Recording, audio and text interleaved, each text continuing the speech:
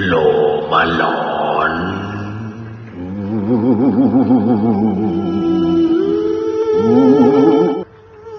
สิ่งที่พี่เลียวจะเล่าให้น้องฟังต่อไปนี้ครับอย่าเชื่อให้ฟังหูไว้หูข้อสำคัญให้ฟังเป็นนิยายดีกว่าหนุกหนาน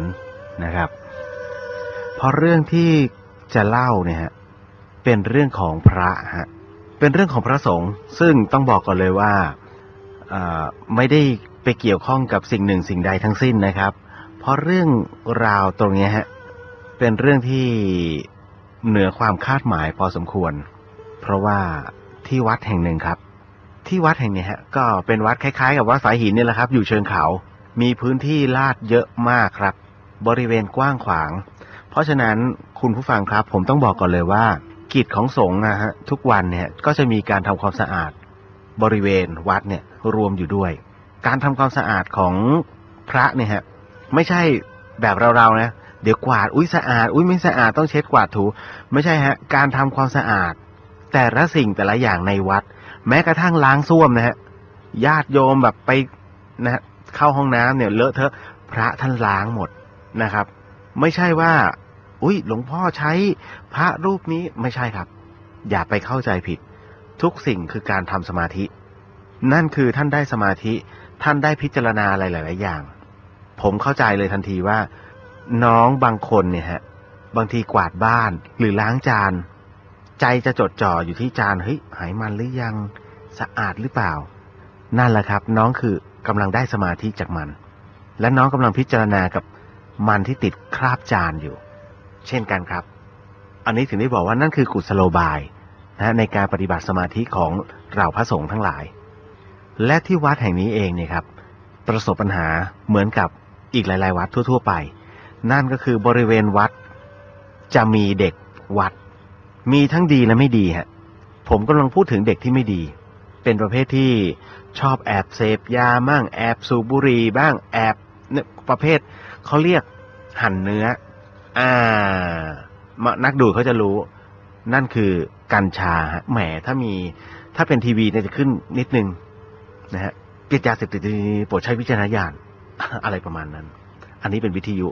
กัญชาเนี่ยต้องบอกก่อนว่าเป็นไม้เสพติดครับคือสมัยก่อนเนี่ยพี่เรียกขอเท้าความตรงนี้นี่กัญชาเนี่ยถือว่าเป็นส่วนผสมของอาหารนะฮะมีมาตั้งแต่สมัยโบราณเลยครับเพิ่งจะมามียุคเมื่อไม่กี่ปีที่ผ่านมาคือมันเขาเรียกใช้ผิดประเภทคือเอาอีกัญชาเนี่ยมาเป็นยาเสพติดมาดูดกันมันก็กลายเป็นเขาเลยจัดให้เป็นสารเสพติดซึ่งมันกดประสาทและกล่อมประสาทวันๆตายเยอะเรียกหาท้องหยิกท้องหยอดนะฮะมันไม่ใช่เรื่องดีครับเพราะว่ามันมีคือพวกนี้มันมีสารที่เข้าไปทำลายในร่างกายพอสมควรเพราะฉะนั้นเกือบทุกวัดจะประสบปัญหาแบบนี้แล้วจับไม่เคยได้ถึงจับได้ท่านก็จะพิจารณาตามเหตุตามผลถ้าวัดไหนเคร่งก็เรียกมาเคี่ยนวัดนี้ทั้งเคี่ยนแล้วว่าแล้วแต่ด้วยความเมตตาของหลวงพ่อเนี่ยก็กลัวว่าเฮ้ยถ้ามันยังอยู่ในสายตามันยังชั่วขนาดนี้แล้วถ้าไล่ไปออกจากวัดล่ะมันจะไปชั่วแค่ไหนนี่คือความเมตตาของครูบาอาจารย์ฮะก็เลยรับไอ้เด็กกลุ่มนี้ไว้ดูแลมันให้ใกล้ชิดมากที่สุดแล้วก็ให้ธรรมะมันให้มากที่สุดแล้วจนกระทั่งไอ้เด็กพวกเนี้ยคือบางทีมันก็ชอบแซวโอ้ยหลวงพี่กวาดไม่สะอาดเลยโอ้หลวงนะครับทำไมขุดอย่างนี้ล่ะครับถ้าขุดอย่างนี้หลวงนะอย่าขุดดีอะไรอย่างเงี้ยฮะมันปากไม่ค่อยดีไอ้กลุ่มนี้บังเอิญว่ามีหลวงตาองค์หนึ่งครับหลวงตาองค์เนี้ยท่านก็บวชมาหลายพรรษาเป็นพระลูกวัดอยู่นี่แหละฮะปฏิบัติดีปฏิบัติชอบท่านก็กวาดพื้นกวาดอย่างเงี้ยฮะท่านกวาดพื้นเป็นกิจวัตรตลอด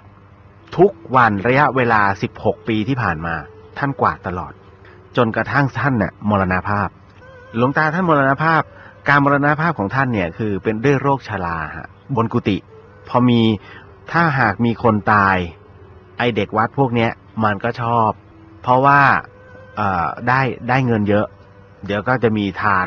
นะครับเดี๋ยวจะโปรยทานบ้างเดี๋ยวจะได้นู่นค่านี่ไอ้พวกนี้จะไปเนียนแต่ถ้าเมื่อไหร่ที่มีพระภิกษุนะฮะมรณภาพปุ๊บโอ้โห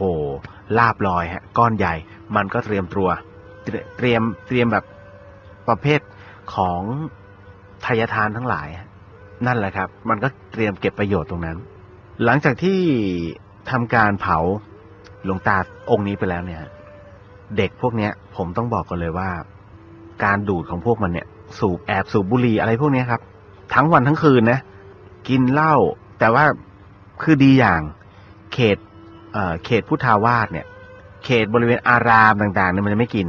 มันจะแอบไปกินเนี่ยแต่ว่ามันก็ยังอยู่ในเขตธรณีสงฆ์นะฮะแอบไปกินตามพุ่มไม้ต่างๆตรงเชิงเขา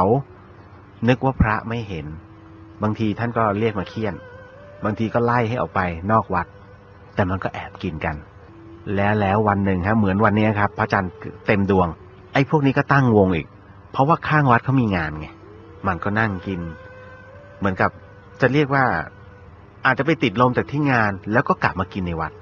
ในขณะที่มันกินอยู่เนี่ยสักพักหนึ่งก็มีเสียงกระแอมฮะ ก็มองซ้ายมองขวาแต่ว่ากลุ่มเขาก็กลุ่มใหญ่นะ 4-5 คนก็คงเป็นเรื่องธรรมดาเฮฮาปาร์ตี้กันไปสักพักก็มาอีกแล้วฮะเสียง ไปกินที่อื่นก็มองกันคราวนี้ทุกคนเงียบแต่ในความเงียบมันจะมีมันจะมีเสียงเซอร์ราวดังมาจากงานข้างๆวัดก็ได้ยินไม่ถนัดหรอกมันก็ยังเฮฮากันต่อครับหนึ่งในกลุ่มเนี่ยฮะบังเอิญไปเห็นพระกำลังกวาดวัดอยู่ในความมืดเลยฮะแต่เนื่องจากว่าเด็กพวกนี้มันเห็นอยู่แล้วว่าวัดที่เนี่ยฮะท่านเคร่งดึกดื่นบางท่านก็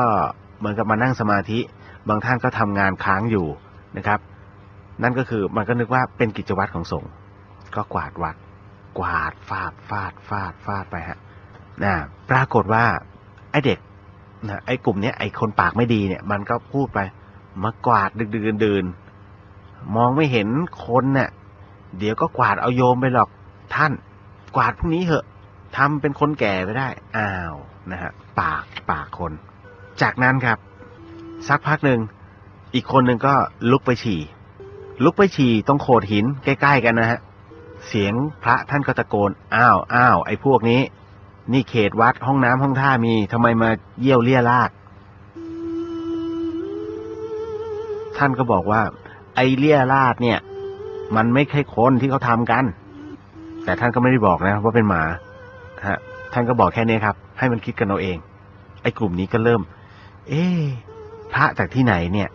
ปกติไม่มีใครกล้าขึ้นเสียงกับกลุ่มนี้นอกจากหลวงพ่อนะฮะมันก็เริ่มลุกขึ้นมาแล้วก็เดินตรงไปตรงนั้นฮะแล้วก็ยกมือไหว้ท่านก่อนฮะอ้าวหลวงตาอยู่กุฏิไหนเนี่ยทำไมแหมมาซ่ากันตอนดึกดื่นเมื่อก่อนเนี้ยฉันก็อยู่กุฏิ4ตอนนี้ฮะกุฏิ4ที่หลวงตาท่านอยู่เนี่ยมีพระหนุ่มมาอยู่แล้วไงอ้าวกุฏิ4มันเป็นกุฏิของหลวงพี่นี่อะไรเงี้ยฮะเป็นต้นหลวงพี่แว่นท่านอยู่กุฏิ4มันก็ชักสงสัยก็เลยดูหน้าไม่เห็นหน้านะฮะขนาดอยู่ใกล้ๆกันเนี่ยไม่เห็นหน้าความมืดและที่หลวงตาก้มหน้าด้วยฮะพอหลวงตาเงยหน้าขึ้นมาเท่านั้นน่ะโอ้โหพระพุทธเจ้าเพ่นแนบเลยฮะตกใจครับเล่าไอ้ที่มันกินอยู่ส่างทันทีฮะเพราะว่าภาพที่เห็นก็คือภาพของหลวงตาครับหลวงตาที่เพิ่งเผาไปเนี่ยฮะกำลังกวาดวัดอยู่วันรุ่งขึ้นครับเรื่องเนี้ยไปถึงหลวงพ่อท่านก็เลยบอกว่า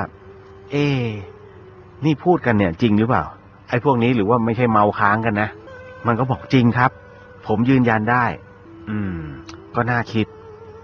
ท่านก็เลยเหมือนกับว่าพอตกเย็นคืนนั้นท่านเข้าสมาธิแล้วก็ช่วง20:00 นท่านลงโบสถ์ฮะท่านก็เลยเทศเรื่องนี้ฮะให้กับพระลูกวัดได้ฟังก็บอกว่าอ้าวตอนนี้ท่านพูดนะฮะว่าหลวงตาเนี่ยที่ท่านมรณภาพไปจริงๆแล้วเนี่ยท่านไปแต่สังขารแต่จิตท่านเนี่ยก็ยังคงบำเพ็ญเพียรอยู่ก็ยังปฏิบัติสมาธิเช่นเดิมคือกวาดลานวัดไปเรื่อยๆนะฮะนั่นก็คือสมาธิเคลื่อนไหวคำถามก็คือว่าแล้วหลวงตาจะปฏิบัติแบบนี้ไปมากน้อยแค่ไหนตอบไม่ได้ครับอันนี้เป็นเรื่องของครูบาอาจารย์ไม่มีที่สิ้นสุดหรอกครับการปฏิบัติจนกระทั่งถึงนิพพานนะฮะคือจิตจะทำบารมีไปเรื่อยๆทำเหมือนถ้าใครมีแผ่น31ภพภูมิจะเห็นว่าแต่ละชั้นนี่จะเป็นยังไงนะครับหลังจากนั้นพอท่านเทศเนี่ยแต่ในขณะที่ไอ้พวกนี้เขาไม่ได้อยู่ในวัดนะ เขาก็นั่งกินกันอยู่เหมือนเดิมครับในขณะที่หลวงพ่อเทศอยู่ไอ้กลุ่มนี้ก็วิ่งกรูเข้ามาในโบสถ์นะฮะแต่กรูเข้ามาอย่างมีเขาเรียกว่าอย่างมีมารยาทพอเสร็จปุ๊บว่ากราบแล้วรีบปิดประตูปึ้งหลวงพ่อบอกอ้าวพวกมึงมาปิดประตูทำไมหลวงพ่อครับหลวงตามาครับหลวงตาไหนหลวงตาที่ตอนเนี้ยเมื่อก่อนท่านอยู่กุฏิ4ไงอยู่หน้าโบสถ์ครับหลวงพ่อบอกว่าแล้วตอนนี้ยังอยู่ไหมมันก็เปิดประตูยังอยู่ครับยืนอยู่โอ้ยคุณครับบอกเอาเปิดประตู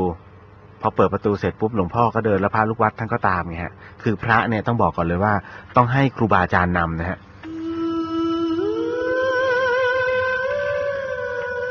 พอจากนั้นเสร็จปุ๊บเนี่ยครับหลวงพ่อท่านก็ยืนเดินออกมาหน้าโบสถ์ครับเห็นร่างของเด็กวัดคนหนึ่ง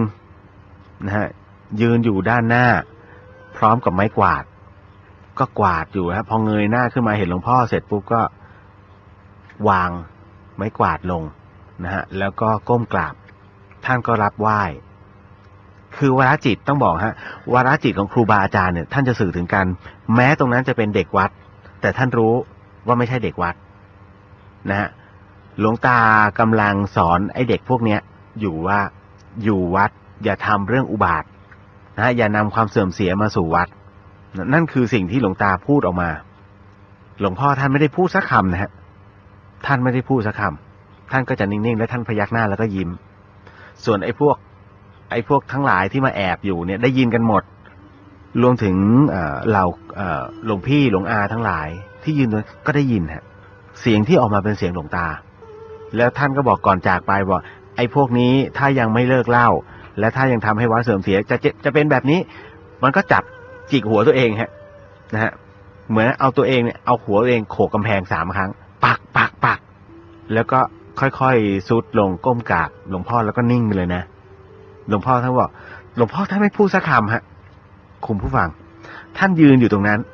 แล้วท่านก็หันไปเรียกอ้าวไปพวกแกไปดูแลเพื่อนๆซะนั่นแหละฮะทุกคนถึงได้วิ่งเข้าไปก่อนที่หลวงพ่อท่านจะขึ้นกุฏิท่านก็เลยหันไปคือสอนลูกศิษย์ไงฮะแต่ไม่ใช่พระฮะคือไอ้กลุ่มเนี้ยไอ้ชอบเมาของนั้นเป็นไงล่ะพวกมึงเจอดีกันเข้าให้เข็ดไหมมันก็ยกมือไหว้แล้วป่าหลวงพ่อเข็ดครับตั้งแต่นั้นมาฮะไอ้5 ตัวเนี่ยโอ้โหสุดฤทธิ์สุดเดชเป็นเด็กดีเลยครับผมยังบอกว่าปัจจุบันนี้เรียนเก่งมากแล้วก็ได้ดิบได้ดีด้วยนะฮะเป็นกึ่งคนใหญ่คนโตของบ้านเมืองด้วยซ้ำนะฮะเป็นทั้งอดีตคนใหญ่คนโตของบ้านเมืองไม่ถึงนายกไม่ใช่ฮะไม่ใช่อย่าไปเข้าใจผิดเอาแค่เป็นระดับผู้แทนแล้วกันนะครับก็ต้องบอกกันเลยว่าเรื่องราวอย่างเนี้ยที่เอามาเล่าให้ฟังนะฮะเพราะว่ามันมีอะไรหลายอย่างที่ตอนเนี้ยวัดในประเทศไทยมันมีอะไรมันแปลกๆอยู่เยอะคนก็มาแฝงบ้างพระที่ดีท่านเยอะมากแต่มาเจอบางคนที่อยากจะใช้ผ้าเหลืองบางหน้าเนี่ยแหละฮะไอ้อย่างนี้ก็เยอะมันเลยทำให้โยมเนี่ยลังเลแต่ไม่เป็นไรครับฮะเรามีใจบริสุทธิ์ในการทำบุญฮะอานิสงส์ผลบุญนั้นถึงครับเดี๋ยวจะไม่แน่ใจแล้ววัดข้างบ้านเราอย่างนี้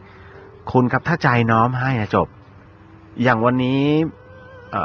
พี่เลียวไปที่วัดป่าจันตื้อก็ไปกราบหลวงปู่สังท่านให้ล็อกเก็ตของเหรียญหลวงปู่เหรียญมาเป็นเหรียญในวันพระราชทานเพลิงศพของหลวงปู่เหรียญที่หนองคายพอดีโยมคนหนึ่งท่านบอกอันนั้นเพิ่งจะถวายท่านประมาณว่ากลัวหลวงปู่จะลืมว่าอันเนี้ยให้หลวงปู่เพื่อมาแจกตรงนี้หลวงปู่ท่านก็เลยพูดกลับไปว่าของถึงมืออะไรทั้งนั้นเนี่ยมันก็มีหมดฮะคือมีพลังหมดไม่ต้องมาเข้าพิธีปลุกเสกคือใจคือถ้าใจท่านรับจะจบแล้วนะฮะแต่โยมเนี่ยยังยึดติดว่านั่นน่ะของกูซึ่งจริงๆเมื่อมอบให้สงฆ์แล้วสงฆ์จะทำอะไรต่อเนี่ยเป็นเรื่องของสงฆ์แล้วครับท่านก็เลยมอบให้ผมไว้ผมก็รู้สึกเห็นใจพี่ก็เอาพี่เอาไว้ก่อนก็ได้นะครับไม่เป็นไรค่ะน้องนะฮะ แต่ก็จะมีญาติโยมขอไปบ้างแบ่งไปบ้างเดี๋ยวจะเอามาแจกให้ในรายการนะฮะต้องบอกก่อนเลยตอนนี้กำลังสะสมอยู่ถ้าเยอะปุ๊บเดี๋ยวจะปล่อยทีเดียวบึ้มนะฮะทุกวันเล่นเกมทุกวันนะฮะต้องบอกก่อนเลยว่าบางสิ่งบางอย่างอย่าไปยึดติดมันถ้าคุณยึดติดปุ๊บแสดงว่าบุญนั้นหายจ้อยนะฮะกรณีอย่างถวายเอาง่ายๆเครื่องสังฆทานถ้าคุณซื้อมาปุ๊บแล้วถวายท่านด้วยโอ้โหสุจิตสุใจปรากฏหลวงพี่รับเสร็จปุ๊บเห็นเด็กคนหนึ่งยากจนมากเดินมาท่านพิจารณาแล้วไงว่ามันก็เหลือใช้แล้วนะที่วัดแต่ไม่ได้บอกโยมนะไอ้หนูเอาไปจึงคุณครับตรงนั้นให้โมทนาสาธุตามแต่ถ้าคุณบอกฮะหลวงพี่ทำไมทำอย่างจบเลยฮะสิ่งที่คุณมาเนี่ยคือศูนย์เลยนะแถมจะติดลบด้วยเพราะว่าด่าพระห้ามเด็ดขาดนะฮะหลายคนมักจะเป็นคือใจไปยึดติดกับของที่เราซื้อไงเพราะเงินเราเสียแต่เมื่อคุณน้อมให้จบแล้วนะต้องบอกก่อนเลยฮะเดี๋ยวจะจำกันผิดๆนะครับโผล่โผล่โผล่โผล่โลมาหลอน